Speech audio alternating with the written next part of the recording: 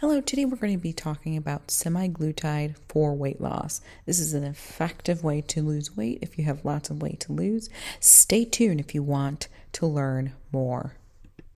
Okay, guys, let's talk about semaglutide. It's actually a glucagon-like peptide, also known as GLP-1 receptor. So what is a GLP-1?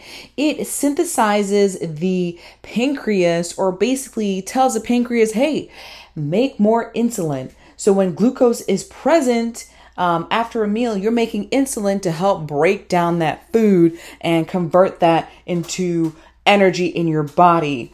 So Ozempic really helps your body. It helps your body to lower blood sugar levels as well as A1C. So if you are a diabetic thinking about going on this, ask a primary care provider to help you with that. But also names that you can recognize is Ozempic. It's also known as Wegovy.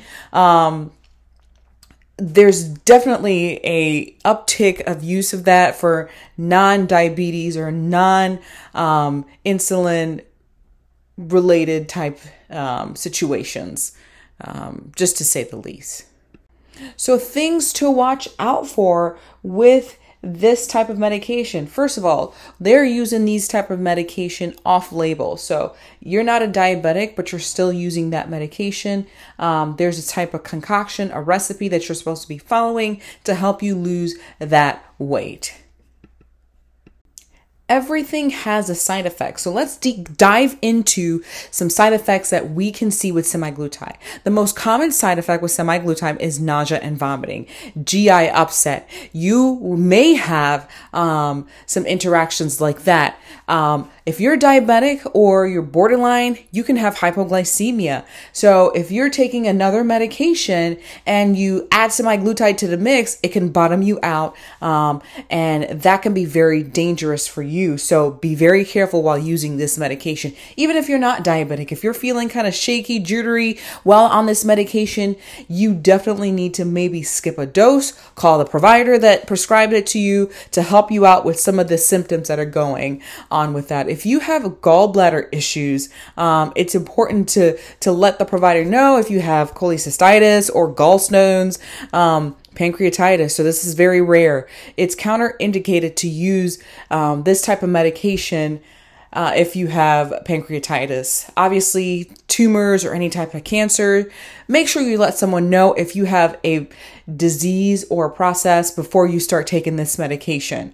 Okay, it's very, very important not to see. You can have medication interactions, and that can be counterindicative to what you're trying to do. If your great thing that you're doing is trying to lose weight, but if you're on 30 other medication that might interact with this, this may not help you out in the long term.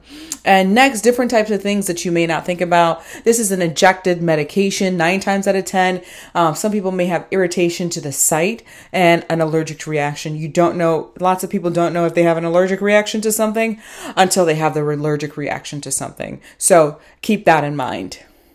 Let's talk about some benefits of semaglutide. Obviously, the number one benefits that people are seeing and the effects of semaglutide we see is effective weight loss. So this is going to help the person that is either borderline type 2 diabetic or is eating a lot, morbidly obese, to help with weight loss. You've done everything. You tried everything. Why don't you try medical weight loss? Have someone follow you and help you get to that next level, help you get to a healthy level if you are morbidly obese or obese. One thing that you will see with semaglutide is appetite suppressants. A lot of times if you're on these GLP-1 inhibitors, you will see that your body is not wanting to pick up food and wanting to pick up the next meal. It will reduce sugar cravings because you are having improved blood control. So if your blood is controlled, your blood levels are controlled, you're going to see that you won't have as much cravings as well. And honestly, a lot of times starting people on semaglutide or medications like this, it can help kickstart your healthy lifestyle. If you are putting in the work, if you're going out and trying to figure out, hey, I'm going to walk 45 minutes a day, take 10,000 to 20,000 steps a day, help reduce that risk factors for hypertension, diabetes, that types of stuff that is rampant in our society. So guys, if you're thinking of doing something like that, obviously do it safely, but educate yourself. Have a great day.